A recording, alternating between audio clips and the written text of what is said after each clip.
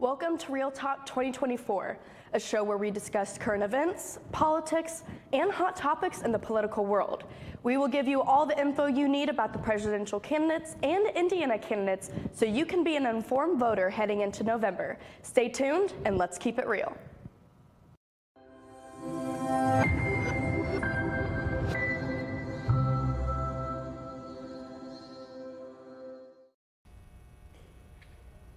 Welcome back to Real Talk 2024. I'm Kendall Pearson. And I'm Derek Jones. Nikki Haley loses Nevada. Mayorkas impeachment fails. An update on Israel-Hamas war. And your questions about the Indiana gubernatorial election answered. All this on Real Talk 2024. Welcome to Real Talk. I'm Kendall Pearson. And I'm Derek Jones. Nikki Haley lost the Nevada Republican presidential primary, a contest in which she had no major challenger. Voters on Tuesday overwhelmingly chose an option to reject all the candidates on the ballot. Former President Trump was on the ballot and no delegates were at stake. He's expected to win Thursday Republican caucus in the state where delegates will be up for grabs. A separate contest being held for a group of GOP protests over changes election rules and scheduling. A spokesman for the Haley campaign says the former South Carolina governor is staying in the race despite the loss to what appeared on the ballot essentially as none of the above. The House vote to impeach Department of Homeland Security Secretary Alejandro Mayorkas has failed with yesterday's final tally at 214 to 216.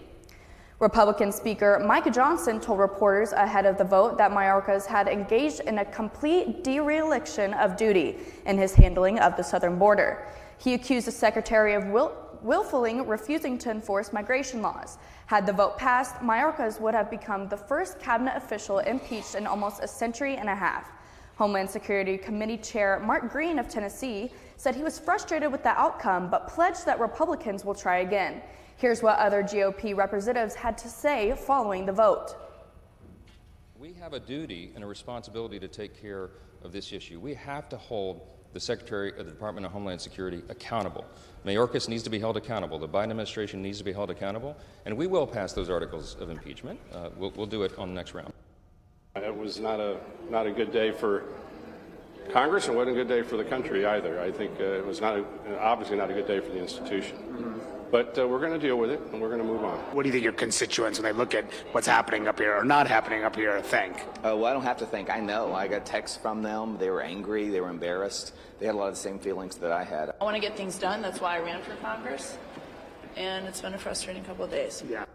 I had many people reach out to me via text message and say, what the hell are you guys doing up there? I think our base is a little frustrated. We may have the gavel, but we're not acting like we're in the majority. Curious what your constituents kind of view, how they view Congress and the House right now. Yeah, we have work to do. It's frustrating for people like me. I want to get things done. That's why I ran for Congress. And it's been a frustrating couple of days. The House vote to impeach Department of Homeland Security Alejandro Mayorkas has failed with yesterday's final tally at 214 to 216. Republican Speaker Mike Johnson told reporters ahead of the vote that Mayorkas has engaged in a complete dereliction of duty in handling over the southern border. He accused the secretary of willfully refusing to enforce immigration laws had the vote passed. Mayorkas will have become the first cabinet official impeached in almost a century and a half. Homeland Security Committee Chair Mark Green of Tennessee said he was frustrated with the outcome but pledged that Republicans will try again. Tomorrow, Donald Trump's lawyers are set to meet at the U.S. Supreme Court in regards to arguments over Trump's ballot eligibility, but Trump is not expected to be present. The Supreme Court will be discussing if Trump should be removed from states' ballots because of the attack on the Capitol that took place on January 1st, 2021.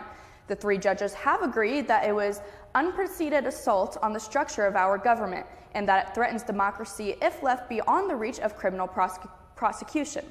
This ruling is one of several expected this spring that could determine whether Trump will campaign for president this fall behind bars and whether or not he is capable for re-election at all. The Supreme Court will also consider another untested question, whether the former president is prohibited by the Constitution from returning to the White House because of his actions on January 6th. The U.S. Census Bureau has decided to halt its planned changes to the questions related to disabilities in the American Community Survey. This decision came after receiving over 12,000 comments from concerned Americans who expressed worries about the potential impact of these changes.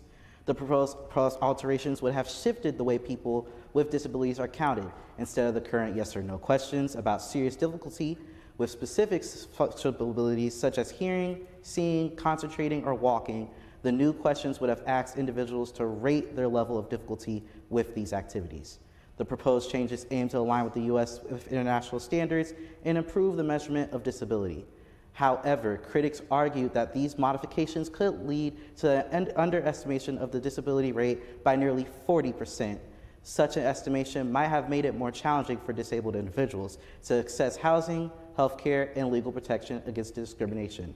Fortunately, based upon public feedback, the Census Bureau has decided to retain the current disability questions for the 2025 collection year.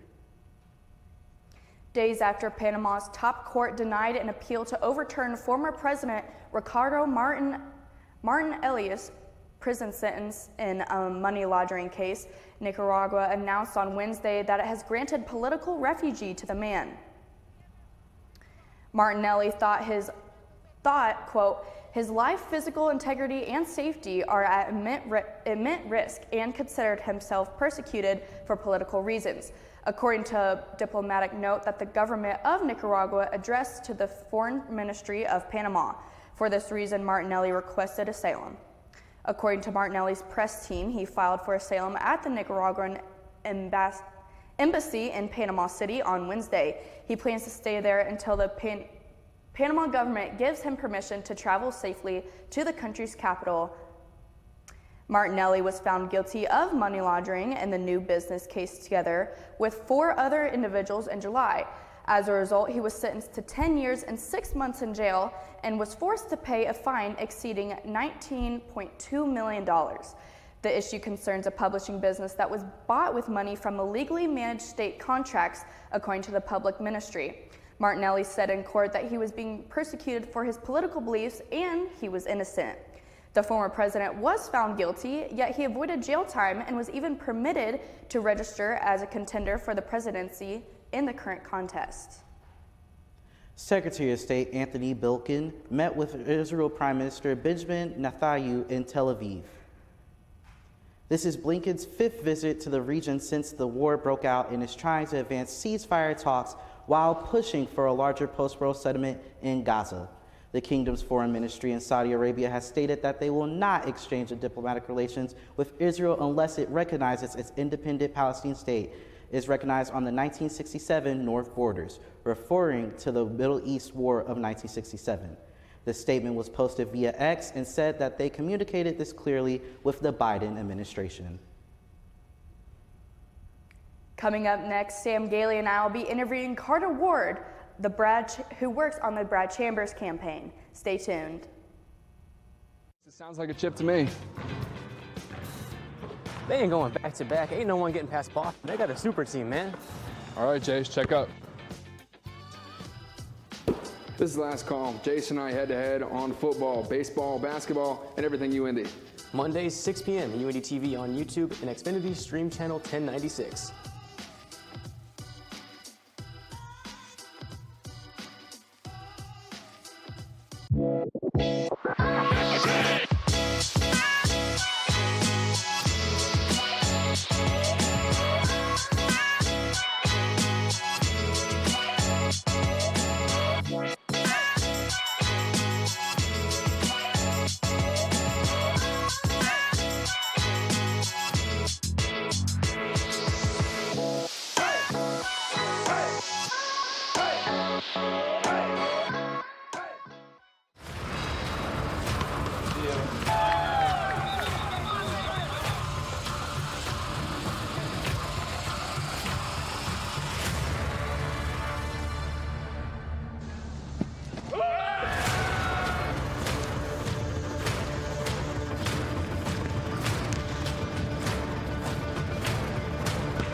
We'll leave it to our actual athletes.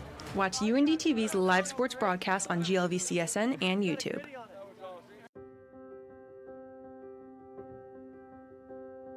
there's often a moment when you're helping somebody with math where they just suddenly get over that little barrier and they get it. It's a nice aha moment, and I really like being involved in helping students achieve that moment, and we do get a lot of those here in the Tutoring Lab.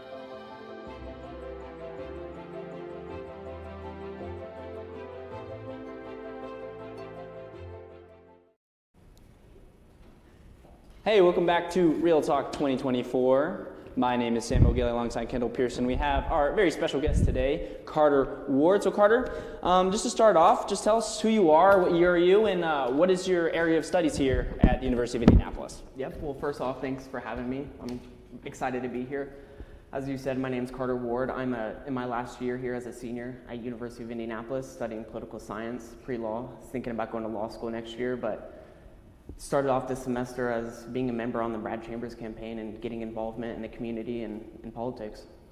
So just to start off, just a quick question about your interest in politics. What made you get into politics, and especially want to study them in college? Because most people at this university will think politics is this sort of mud that you have to drag through to get to the better side of understanding it. Yeah. So what made you interested in it? I think it started at a younger age. I wasn't afraid of the mud. I enjoyed being in the mud and immersing myself in that. So I liked whether it was debating or just open conversations, open debate, just any type of open conversation I always enjoyed having, especially like this. Whether it's you agree with me or not, I think we're always going to get something out of it, whether it's your perspective or maybe changing someone's mind. I think there's always a world to think critically and look into the world, especially in politics.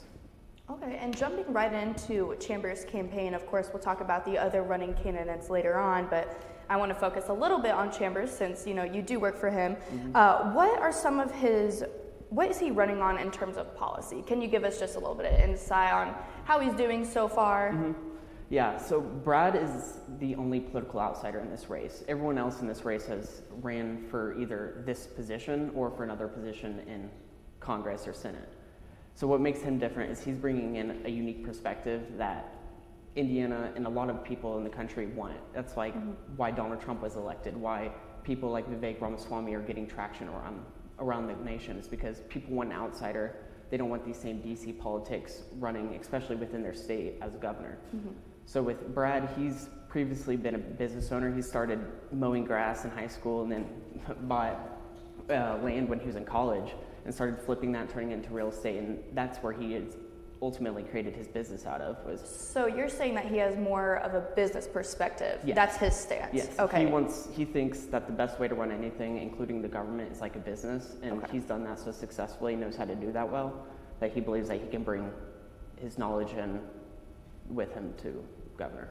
So to go along with that question, just to follow up with Kendall's question, sort of a broad aspect about Chambers, is what current policies or policies that he wants to impose or imply in the future, if he does get elected, that you like fully agree with, you're on board with, you're like, hey, that's a great idea. Do you have any of those his ideas that are like, hey, that's a great idea? I think I have a major concern with education, especially as all of us are in the education world right now, being in university, but he has a more major focus on the third grade, especially people being able to pass the iRead 3 test, which is a major thing, especially after COVID, without students getting the correct education and being immersed in how to read. There's a major disadvantage to those students who can't be able to read past third grade, and they're going to be set at a disadvantage for the rest of life, especially in school, which leads to your future. So he wants to make sure that people aren't just going through social acceleration through schooling, but rather they're actually learning and skill-based and making sure that students are graduating, going through third grade, being able to read and passing the iRead 3 test. Okay, when I was looking at all the candidates running, I know Donald Rainwater and it was Curtis Hill. They are going to focus on education as well, but they kind of just said like K through 12. So I think it's really interesting how Brad only wants to focus on the iRead for third graders. Is there like another grade that he is kind of leaning towards that he wants to help, or is it really only just that test? That is his biggest focus. He has, unlike many of the other candidates on his website, he's got clear plans on things he actually wants to implement into law and policy. And these are those type of things that's like implementing, requiring the iRead 3. It's rather than just, oh, we want to keep education and keep money going to students. Okay, but how? And that's what Brad is making sure that he explains the how and the plan and making sure that this is a set policy. Another topic that's really hot on the table, especially for the community of Indianapolis and the state of Indiana, is the crime that's going on in Indianapolis and the rates. I know obviously every candidate has a different plan, but I was reading up on Brad Chambers' plan and it sounded pretty interesting from the policy aspect of what he would like to do moving forward. So can you talk about a little about that, and what do you find attractive about his initiative to make or protect our law enforcement and to make our streets safer? His biggest issue is making sure that we support and protect our law enforcement. One thing that is a major issue for him, and I know a lot of educated voters, is qualified immunity for these first responders. It's when they're out there on the lines protecting themselves and protecting us, that they should have qualified immunity if whether a police officer fires his gun in self-defense or an EMT does something that they aren't supposed to, then they should be held accountable. But it's protecting them when they're protecting themselves with the qualified immunity, and making sure that aggressive repeating offenders are set a required minimum bail and that they have to serve the time that they're supposed to, so they're not back on the street repeating that crime. Okay. I know, like, we are very concerned about the crime rate in Indianapolis because, you know, being students here at UND, there's crime that happens right off campus. Yeah. So we just wanted to get that take on it because I know a lot of other candidates, they're focusing on crime rates and stuff, but what do you think Chambers is doing differently? I feel like Chambers is almost, he is gearing more towards like the police, like he wants to make sure that the police are well taken care of. But do you think he would implement any new, you know, things to make Indianapolis safer? Yes. I'm not exactly sure on specifics on policy relating to Indianapolis, but I think just making sure that the repeat violent offenders aren't walking the streets the next day or the next week, because when they are arrested and they know what that police officer looks like, they know what that family looks like who called the police on them. All they're thinking about when they're locked up is, some of them are thinking, how can they fix this? And then some are thinking, okay, how can I get back? And how can I make sure that they reap the same thing that happened to me? So I think it's just protecting people from those repeating violent offenders. I like that you said that they're not just gonna like let them walk the next day. Like they do need to be held accountable, not just released the day after they were arrested. Yeah. So a lot of candidates are talking about, you know, the whole safety aspect, and I mean, we're talking about Suzanne Crouch is talking about support Indiana police, and it's sort of this ongoing thing because obviously, you know, crime in Indianapolis has gone up for the past couple of years, and we need to see a change in that. But what's really interesting to me about some of these other candidates is we're talking about Curtis Hill with the teacher investment program. A lot of it is going towards that education that you were talking about earlier when you're talking about, you know, the third grade test, and everyone has to pass it. And then, especially for Brad Chambers, that's one of his focuses. For you personally, how big is education going to be in the future for not only our future voters, but our younger generation? How important is that education, that it's quality and people are meeting the standards for you personally? I think education along with the economy should be our #1 priority all the time. Our future is in education. The current second graders, kindergartners, 8th graders are our future, and those are the future people either we're working for us in all these industries, bringing new jobs. These are the people we need to be reinvesting in.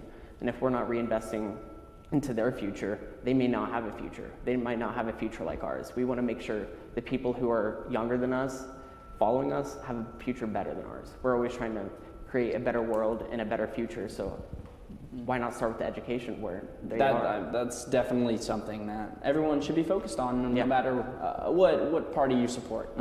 But we're going to flip it to the other side of that. With education comes more opportunities. With more opportunities comes a magical thing called jobs and businesses. Obviously, opportunities for everybody, especially for us college kids coming out of high school. Jobs is kind of what we need to excel our careers. So what is Brad Chambers wanting to do with that? You said he was like coming in for this race like on a business side. So like What is perfect actually Yes. for him, because that is what Brad's thing is, the economy and business. Is previous to this, he was selected by Holcomb to be the Secretary of Commerce, and under this position, he was also the head of the IEDC. So this is what looks at and focuses on. His role was to look at new investments from other companies outside the state or international, and bringing them into Indiana to keep jobs in Indiana, to keep people from graduating from IU, Purdue, Indianapolis, IUPUI, everywhere, to keep their jobs in Indiana. And as Secretary of Commerce, in only 2 years that he was, from 2021 to 2023, he brought in $50 billion of investments, new investments that weren't previously here. And with this, he brought in 2 different industries. Semiconductor, which is a major international problem. That's why we're so involved with Taiwan and China. We're trying to become less reliant on them and more self-made in that world. So that's exactly what I was going to bring up, is like, Chambers said that we need to act against China at a state level, Yes. not just at a federal level. So can you just elaborate on that a little bit? Because I find that very interesting. He says the U.S. government isn't doing enough. Yes.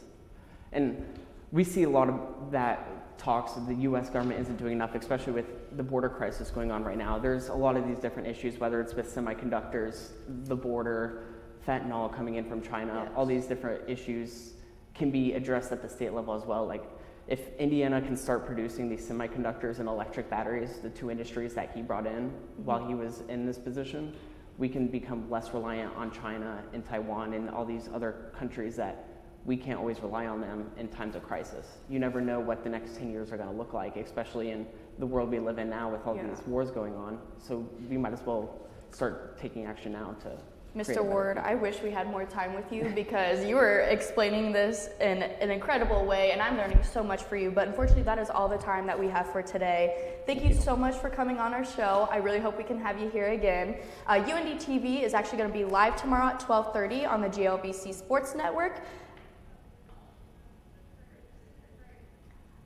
Okay. And we'll be right back after these messages.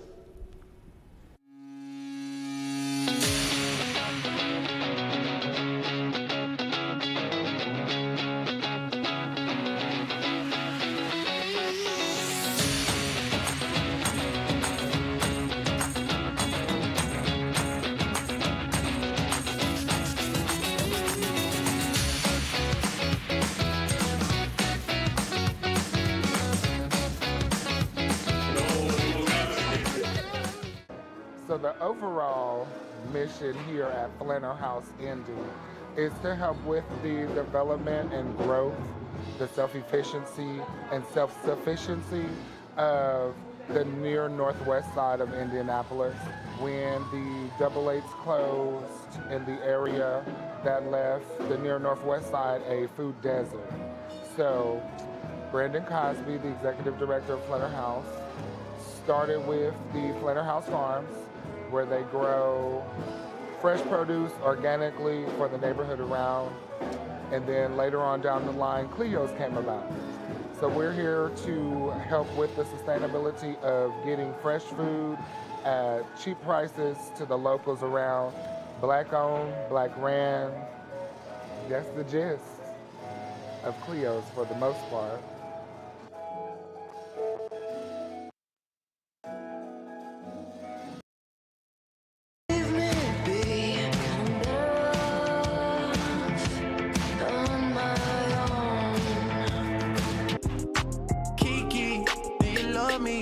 Are you riding? Say you never ever leave from beside me. Duh.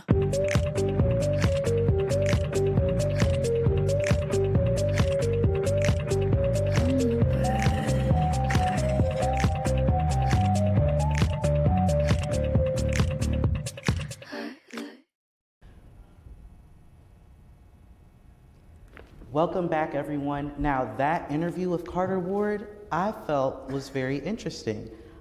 Could you explain a little bit more about the business aspect? Because I wasn't able to hear all of it, but. I think what Chambers is trying to do, and most of the candidates in this election for the state of Indiana is trying to do currently, is trying to retain the businesses that are here while attracting more.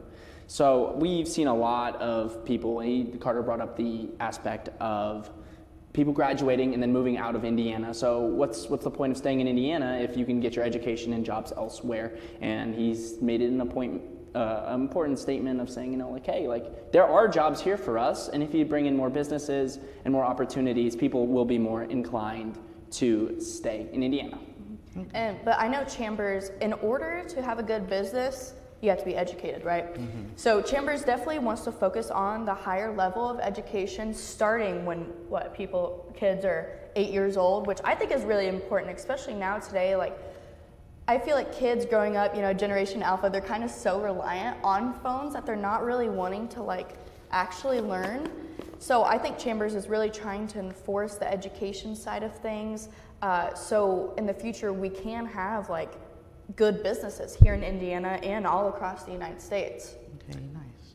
Well, I was going to ask another question, which I didn't hear you guys talk about, was the homeless population in Indianapolis. I wish we would have had time to ask him that, yes. I feel like whatever governor or person who's going to run Indiana in the future needs to address this issue, because, when I drive around Indianapolis, I'm happy because I'm driving to go see my friends, but also my heart goes out to those people that are sitting there asking for $1, who's clear that they do not have a place to stay for the night or at least some form of shelter. So that's definitely something that we're going to have to address here soon, because as our population increases within Indianapolis and more businesses come here, so will unfortunately be the rising of price of apartments, rising price of housing, stuff like that. So we should really identify those key factors for whoever the is homeless elected. population is really growing. I know even in smaller towns like Brownsburg and Avon, there's homeless people on the streets there. And I just can't believe it. And we really need to find a solution to that. And I wish we could have asked Carter what Chambers' side was on that. And I also really wanted to ask him if Chambers was going to do anything about potholes. Because I don't know about you, but I'm so tired of those potholes. They're horrible after this winter. Yeah, I will say every single time I drive down the street, I hit at least 5. I know, it's like a whole roller coaster. Derek, is that just because you're bad at driving, or is it just because you can't avoid them? No, I can drive. I can drive, okay? It's not because I'm a bad driver. But, okay, well, I will love to continue talking, but we have to go now. So UND-TV will be live tomorrow at 12:30 on the GLVC Sports Network as the UND Greyhound basketball teams take on Truman State. Tune in to other UND TV shows this weekend on YouTube and Xfinity Channel 10.